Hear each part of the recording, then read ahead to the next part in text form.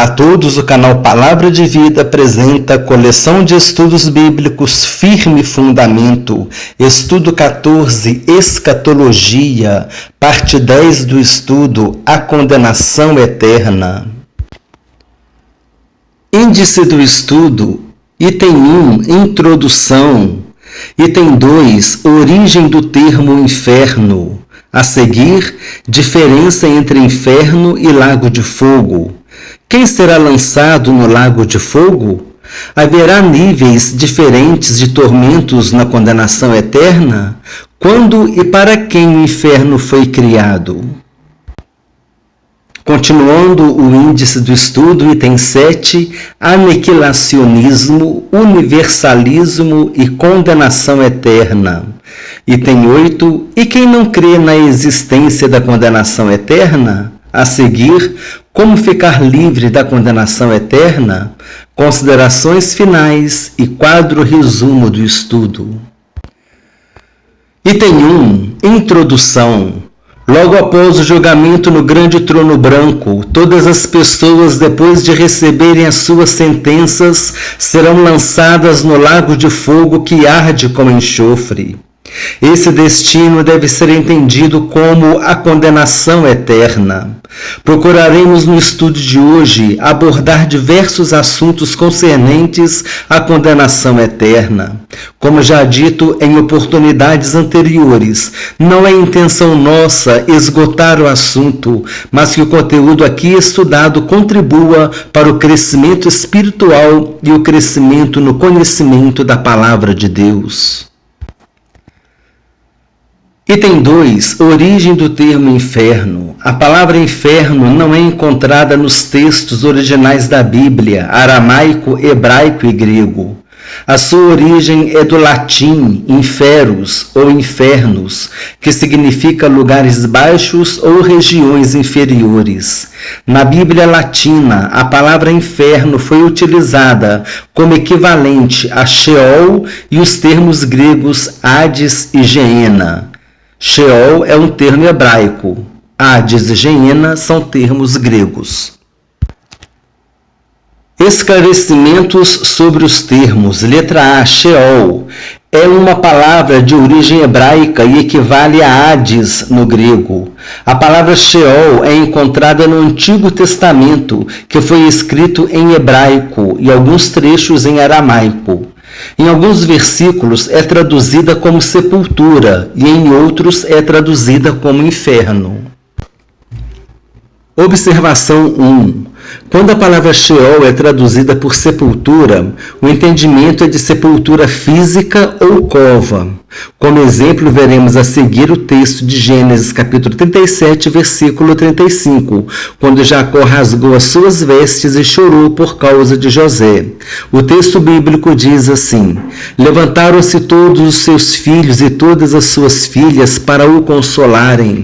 Ele, porém, recusou ser consolado e disse: Chorando, descerei a meu filho até a sepultura. E de fato o chorou seu pai. Outros versículos que tem Sheol como sepultura ou cova. Gênesis capítulo 44, versículo 29, 1 Reis capítulo 2, versículo 9, Jó capítulo 7, versículo 9. Há outros versículos. Esses aqui foram mencionados para ilustrar o estudo. Observação 2. Quando a palavra Sheol é traduzida por inferno, não terá sentido de sepultura física, e sim de mundo dos mortos. Veremos como exemplo Salmo 9, versículo 17. O texto bíblico diz assim: Os perversos serão lançados no inferno, e todas as nações que se esquecem de Deus. Outros versículos que têm Sheol como inferno ou mundo dos mortos.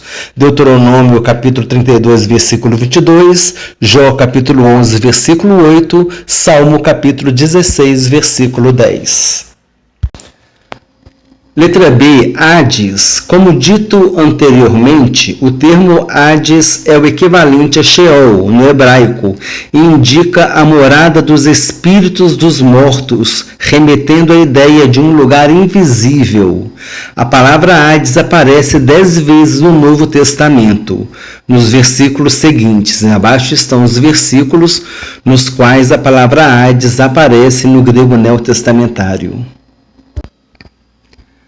Letra C, Geena. A palavra Geena vem do grego Geena, que designava o Vale do Inom, situado ao sul da cidade de Jerusalém. O termo Geena aparece 12 vezes no Novo Testamento, a seguir estão as referências, e vem do hebraico Gei Ben Hinnom, Vale dos Filhos de Inom. Esse vale estava situado a sudoeste de Jerusalém e, numa época de grande apostasia no reino de Judá, foi utilizado por alguns reis apóstatas para oferecer seus filhos em holocausto ao falso deus Moloque. E esses filhos eles eram queimados. Os filhos dos reis eram queimados em holocausto ao falso deus Moloque. Durante a reforma religiosa, o rei Josias destruiu esse vale, colocando um fim naquela abominável prática. Na época do profeta Jeremias, o Geena, ou Vale dos Filhos de Inom, começou a simbolizar o local do juízo divino, e esse simbolismo chegou até o Novo Testamento. Nos dias de Jesus, nesse vale, o lixo da cidade era incinerado diariamente. Os corpos de criminosos também eram incinerados no Geena. Devido ao fogo e enxofre que queimavam constantemente, o Geena foi um bom simbolismo para o castigo divino que viria sobre os maus no juízo final. Jesus lançou mão dessa comparação para fazer com que a sua mensagem fosse entendida pelos ouvintes. Em outras palavras, foi baseado nessa característica do Geena, local onde o fogo não se apagava, que Jesus se referiu ao inferno como o fogo que não se apaga, em Marcos capítulo 9, versículo 43. O texto bíblico diz assim: E se tua mão te faz tropeçar, corta-a, pois é melhor entrares manita na vida do que, tendo as duas mãos, ires para o inferno, para o fogo inextinguível. Nesse versículo, a palavra inferno a palavra Geena foi traduzida por inferno. É importante também nós mencionarmos aqui que esse versículo Jesus está usando uma linguagem figurada, porque Jesus não está dizendo para ninguém mutilar o seu corpo. O que Jesus quer dizer é o seguinte: se você faz alguma coisa que te tira da presença de Deus, você tira isso da sua vida. Era uma linguagem figurada, e essa linguagem os judeus entendiam naquela época. Então, a aplicação dessa palavra, dessa linguagem figurada não é para nós mutilarmos os nossos corpos, e sim para nós abandonarmos aquilo que nos tira da presença de Deus, aquilo que nos afasta da presença de Deus. E isso cada um tem que fazer uma análise de sua vida e ver o que é que te afasta da presença de Deus, o que é que te impede de estar na presença de Deus. Então você lança isso fora, você corta isso da sua vida. Observação. É importante entender que as palavras Sheol, do hebraico, e Hades, do grego, têm sido traduzidas pela palavra inferno.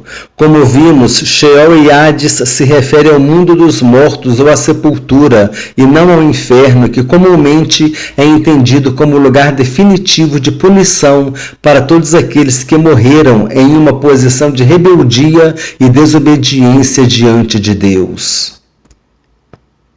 Para os escritores do Antigo Testamento, não existe a ideia de tortura eterna por meio do fogo no Sheol. Então, os escritores do Antigo Testamento não associavam o Sheol ao fogo eterno, à condenação eterna. Eles associavam o Sheol à sepultura ou então ao mundo dos mortos. Letra D, Tártaro. O vocábulo grego tártaros aparece uma vez na Escritura, em 2 Pedro capítulo 2, versículo 4, e se refere ao local de prisão dos anjos caídos. O texto bíblico diz assim: Ora, se Deus não poupou anjos quando pecaram, antes precipitando-os no inferno, os entregou a abismos de trevas, reservando-os para juízo. O Tártaro não é um lugar onde as almas humanas são lançadas após a morte, mas onde parte dos anjos caídos estão em prisão e não soltos como os demais estão. Observação: os anjos caídos são os demônios? Apesar de esse assunto pertencer ao estudo bíblico sobre anjos, angelologia, é pertinente trazermos à luz essa discussão.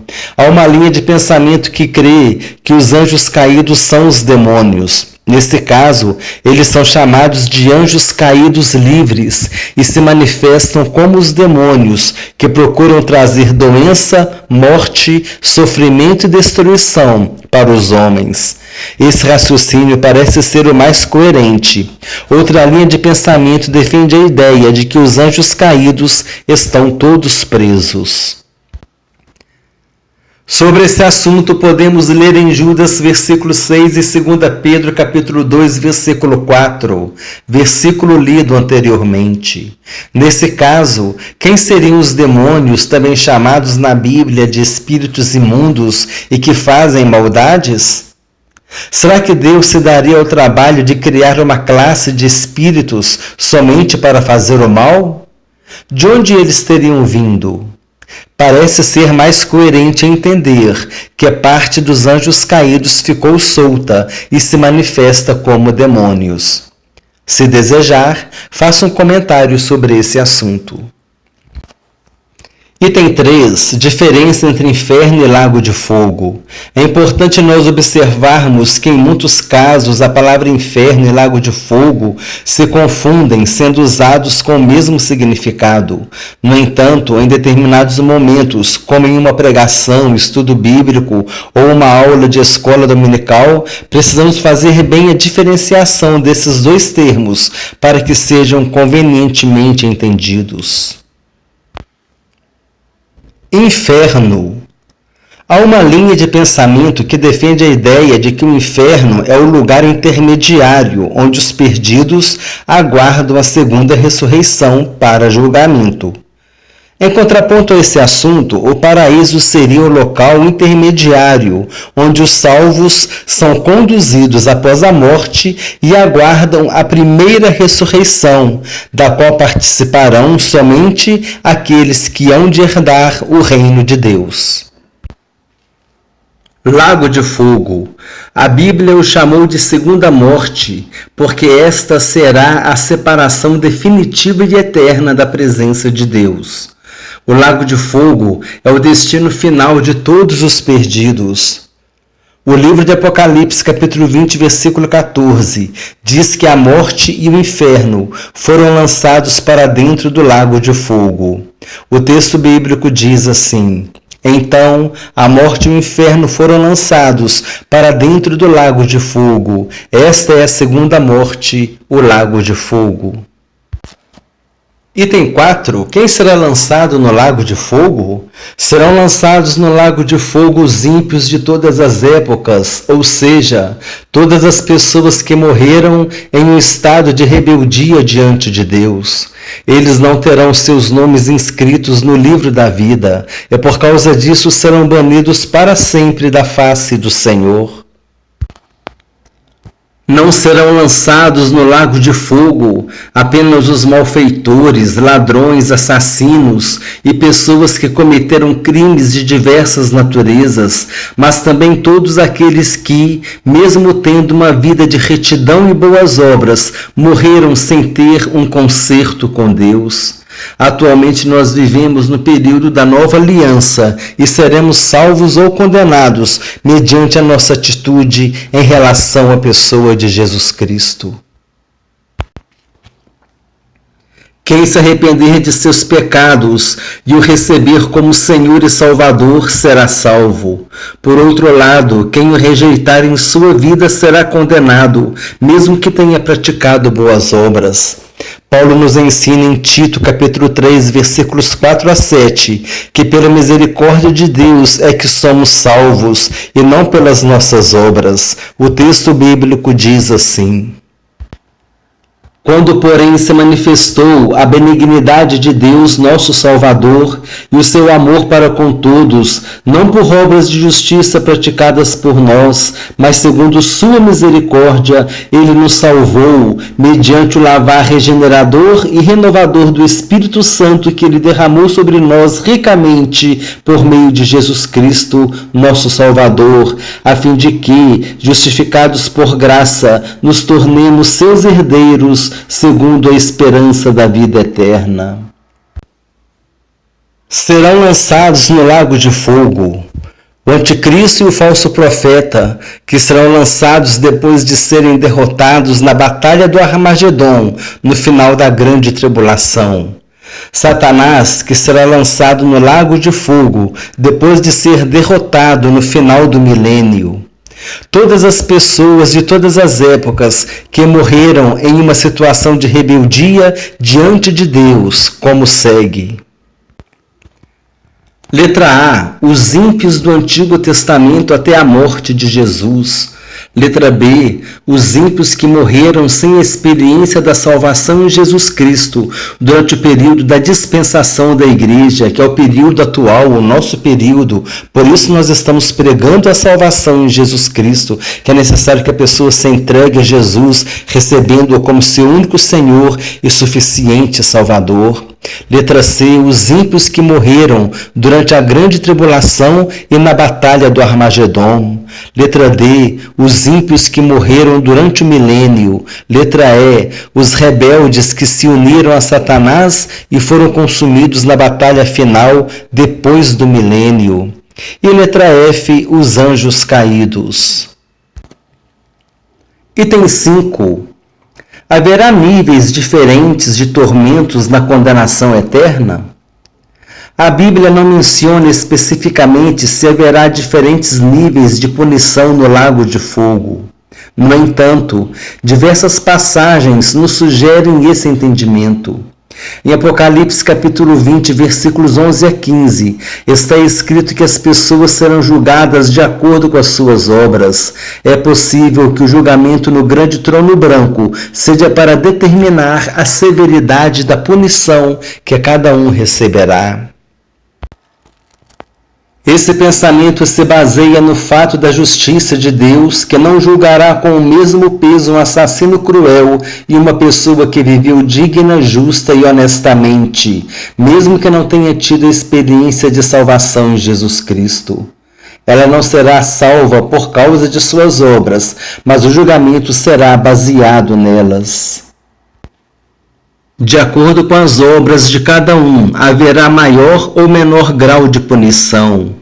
No entanto, independentemente do fato de receber maior ou menor punição, o lago de fogo será lugar de tormento eterno, onde os condenados estarão para sempre banidos da face do Senhor. Versículos que fundamentam esse pensamento. Mateus capítulo 10, versículos 14 e 15. Se alguém não vos receber, nem ouvir as vossas palavras, ao sairdes daquela casa ou daquela cidade, sacudi o pó de vossos pés. Em verdade vos digo que menos rigor haverá para Sodoma e Gomorra no dia do juízo do que para aquela cidade. Mateus capítulo 11, versículos 21 a 24.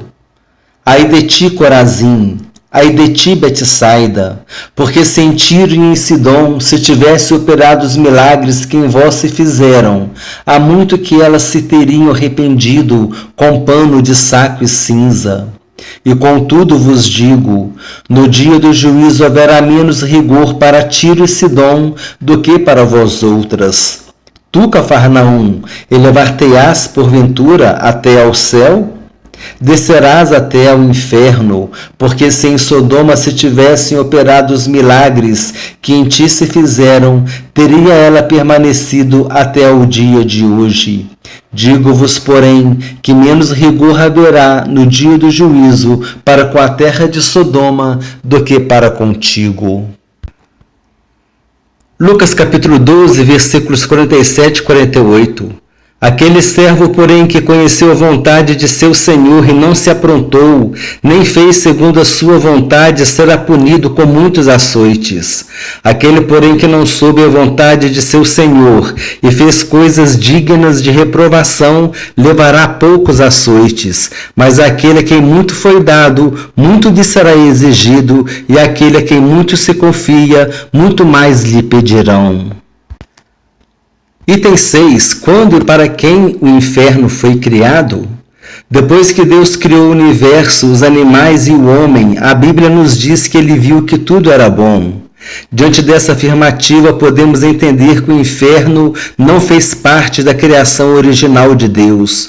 Nós não sabemos quando ele foi criado, mas em Mateus capítulo 25, versículo 41, Jesus disse que o fogo eterno foi preparado para o diabo e seus anjos. O texto bíblico diz assim: então o rei dirá também aos que estiverem à sua esquerda: apartai-vos de mim, malditos, para o fogo eterno, preparado para o diabo e seus anjos. Diante disso, podemos concluir que o inferno não foi preparado para a humanidade. Deus deseja que todos os homens cheguem ao pleno conhecimento da verdade e sejam salvos. Ele proveu a salvação por meio de Jesus Cristo. Deus fez assim, porque o homem é pecador e o pecado o separa de Deus. Em 2 Coríntios capítulo 5, versículos 18 e 19 está escrito que em Jesus Deus estava reconciliando o mundo. O texto bíblico diz assim: ora, tudo provém de Deus, que nos reconciliou consigo mesmo por meio de Cristo e nos deu o ministério da reconciliação, a saber, que Deus estava em Cristo, reconciliando consigo o mundo, não imputando aos homens as suas transgressões, e nos confiou a palavra da reconciliação. Item 7. Aniquilacionismo, universalismo e condenação eterna. Aniquilacionismo. A doutrina da aniquilação é também chamada de aniquilacionismo. Essa linha de pensamento defende a ideia de que chegará um dia no qual todos aqueles que forem condenados serão aniquilados. Para o aniquilacionismo, os perdidos serão exterminados após terem pago a pena de seus pecados. Argumentos nos quais o aniquilacionismo se baseia. Letra A. O fogo consome tudo que é lançado nele. Dessa forma, acontecerá também com os perdidos lançados no lago de fogo. Letra B. Há textos bíblicos que falam que os ímpios serão destruídos. Baseado em 2 Tessalonicenses, capítulo 1, versículo 9.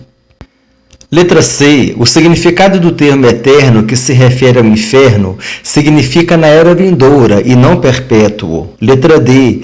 Deus e os seus santos não conseguiriam desfrutar das alegrias da eternidade, sabendo que milhões de seres humanos, parentes e amigos estariam sofrendo no fogo eterno. Letra E. O inferno mancharia a vitória de Deus sobre o mal. Então aqui nós lemos os fundamentos do aniquilacionismo, nos quais são as afirmações nas quais o aniquilacionismo se baseia para crer que aqueles que forem condenados, que forem lançados no fogo eterno, em um determinado momento eles serão destruídos. B. Universalismo. É a doutrina que afirma que todos os homens serão salvos pela misericórdia de Deus. Afirma que o amor divino não permitirá que nenhum ser humano, ou mesmo o diabo e os anjos caídos, permaneçam eternamente separados de Deus. Em João capítulo 1, versículo 29, está escrito que Jesus Cristo é o Cordeiro de Deus, que tira o pecado do mundo. Baseado nesse versículo, os defensores dessa linha de pensamento afirmam que o pecado já foi tirado do mundo e que por causa disso não está presente na relação entre Deus e o homem. C. A condenação eterna. Dentre outros, baseia-se nos seguintes versículos. Mateus capítulo 25, versículo 41. Então o rei dirá também aos que estiverem à sua esquerda: apartai-vos de mim, malditos, para o fogo eterno, preparado para o diabo e seus anjos. Mateus capítulo 25, versículo 46. Irão estes para o castigo eterno, porém os justos para a vida eterna. Apocalipse capítulo 20, versículo 10. O diabo, o sedutor deles, foi lançado para dentro do lago de fogo e enxofre, onde já se encontram não só a besta, como também o falso profeta, e serão atormentados de dia e de noite pelos séculos dos séculos. Então, esses são os versículos, dentre outros, nos quais se fundamentam a doutrina bíblica da condenação eterna, que é a doutrina bíblica que nós cremos. Observação 1. Podemos considerar o aniquilacionismo e a condenação eterna como interpretações diferentes a respeito do destino final dos perdidos. Uma linha defende a destruição dos perdidos depois de determinado período, enquanto a outra defende que todos sofrerão eternamente no lago de fogo. Em relação a essas duas linhas de pensamento, se estudarmos mais a fundo, veremos que ambas buscam fundamentação bíblica para suas colocações. Tanto o aniquilacionismo como a condenação eterna buscam fundamentação bíblica para justificar. A condenação eterna busca fundamentação bíblica para justificar que haverá o castigo eterno. E o aniquilacionismo busca interpretação de alguns versículos para justificar que depois de determinado tempo, conforme nós já vimos, os perdidos serão aniquilados. Por causa disso, não devemos considerá-las como heresias, mas em relação ao universalismo é diferente, pois essa linha de pensamento simplesmente está abolindo a condenação eterna, tão claramente ensinada nas Escrituras, e defendendo a famosa frase que costumamos ouvir, a de que no fim todos serão salvos. Devido ao fato de tal ensinamento ferir frontalmente uma importante doutrina bíblica, que é a doutrina da condenação eterna, deve ser considerado heresia. Então, o universalismo ele afronta diretamente a doutrina bíblica da condenação eterna. E por isso ele é considerado heresia. E também o aniquilacionismo, muitos também consideram o aniquilacionismo como heresia, porque ele também confronta a condenação eterna. Só que ele não considera, o aniquilacionismo considera que os perdidos ficarão eternamente no sofrimento, mas que eles, depois de determinado tempo, eles serão aniquilados. Então, por causa disso, algumas linhas, alguns teólogos veem o aniquilacionismo também como heresia. E você? Se você quiser fazer algum comentário sobre esse assunto, fique à vontade. Origem do termo heresia. Do grego, idioma no qual foi escrito o Novo Testamento, heresia, hairesis, é traduzido por escolha ou opção. No Antigo Testamento, na Septuaginta, que é a versão grega do Antigo Testamento, a palavra heresia é sempre utilizada no sentido de escolha, que é o seu significado original sem conotação pejorativa. No Novo Testamento, a palavra heresia é aplicada em contextos diferentes, designando conceitos mais específicos. Mesmo assim, de um modo geral, a palavra é usada no sentido que denota partido ou sectarismo. Letra A. Versículos nos quais a palavra heresia se refere a um grupo religioso. Atos capítulo 5, versículo 17, refere-se aos saduceus. Atos 15, versículo 5, Atos 26, versículo 5, refere-se aos fariseus. Atos capítulo 24, versículo 5 e Atos capítulo 24, versículo 14, refere-se aos cristãos. Letra B, 1 Coríntios capítulo 11, versículo 19. A palavra heresia se refere a partidos que apareceram no meio da igreja de Corinto, trazendo divergências e divisões. Letra C, 2 Pedro capítulo 2, versículo 1. A palavra heresia se refere a um desvio da doutrina do verdadeiro evangelho, ou seja, ocorre a negação das verdades bíblicas. Observação: atualmente o entendimento de heresia está mais congruente às colocações da letra C, na qual os falsos mestres estavam negando a doutrina dos apóstolos. Item 8. E quem não crê na existência da condenação eterna? O fato de alguém não crer na existência da condenação eterna não muda o fato de sua existência. Outra afirmativa que costumamos ouvir, a de que o inferno é aqui na terra, também não procede. Jesus mencionou a existência do inferno várias vezes nos evangelhos. Se nós não acreditarmos nas palavras de Jesus, então faremos dele um mentiroso, o que na realidade ele não é. Jesus disse que ele é o caminho, a verdade e a vida. Item 9. Como ficar livre da condenação eterna? No decorrer do presente estudo, fizemos diversas considerações a respeito do único modo pelo qual o homem pode ser salvo.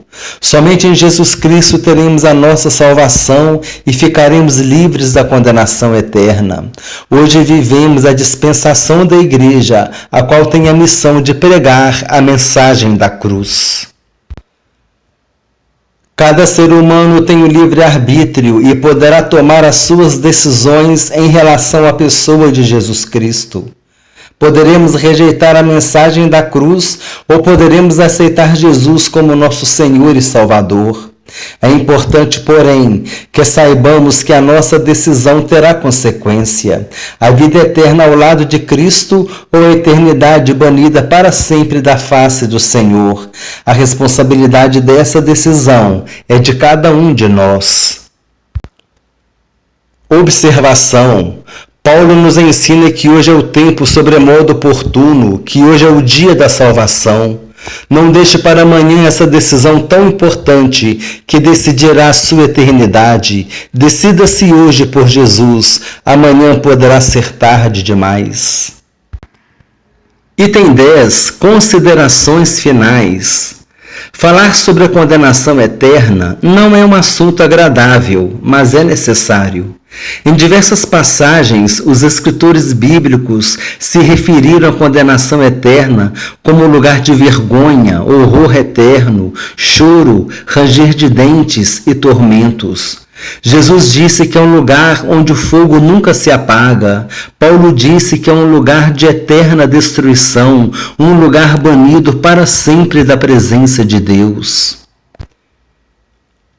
Mas se falamos de condenação, devemos falar também da salvação, que foi conquistada por Jesus Cristo na cruz do Calvário. Deus nos amou de tal maneira que enviou Jesus para morrer por nós. Em Jesus temos o perdão dos pecados e a vida eterna. Por isso precisamos recebê-lo em nossas vidas como nosso único Senhor e suficiente Salvador. Precisamos entender que somente enquanto estivermos vivos, Deus nos dará a oportunidade de arrependimento. Depois da morte não teremos mais essa oportunidade. Precisamos entender de uma vez por todas que cada pessoa é a única responsável pelo seu destino eterno. O que Deus poderia fazer por nós, Ele já fez. Proveu a nossa salvação em seu Filho. Se você ainda não aceitou Jesus como seu Senhor e Salvador, faça isso hoje. Desejo que Deus te abençoe ricamente, em nome de Jesus Cristo. Item 11. Quadro resumo do estudo. Iniciemos com a introdução, depois falamos sobre a origem do termo inferno, que vem do latim inferus ou infernos, que significa lugares baixos ou regiões inferiores. Esclarecimentos sobre os termos Sheol, que vem do hebraico, Hades, Geena e Tártaro. Tártaro se refere à prisão dos anjos caídos, é mencionado apenas uma vez nas Escrituras. E nós abordamos o assunto: os anjos caídos são os demônios? Continuando o quadro resumo, diferença entre inferno e lago de fogo. Quem será lançado no lago de fogo? Os ímpios do Antigo Testamento, os ímpios da dispensação da igreja, que é o período no qual nós estamos vivendo, pregando a mensagem da cruz, da salvação em Jesus. Os ímpios da grande tribulação, os ímpios do milênio, os ímpios que morreram na batalha final e os anjos caídos. Já estarão lá o dragão, o anticristo e o falso profeta. Haverá diferentes tipos de tormentos na condenação eterna? Quando e para quem foi criado o inferno? Concluindo o quadro resumo, aniquilacionismo, universalismo e a doutrina bíblica da condenação eterna. Nós falamos que há teólogos que consideram o aniquilacionismo como uma heresia, porque ela confronta também com a condenação eterna, e o universalismo mais ainda, porque diz que não existe condenação eterna, que no fim todos serão salvos. Origem do termo heresia. O termo heresia é usado no Antigo Testamento e no Novo Testamento. E quem não crê na existência da condenação eterna?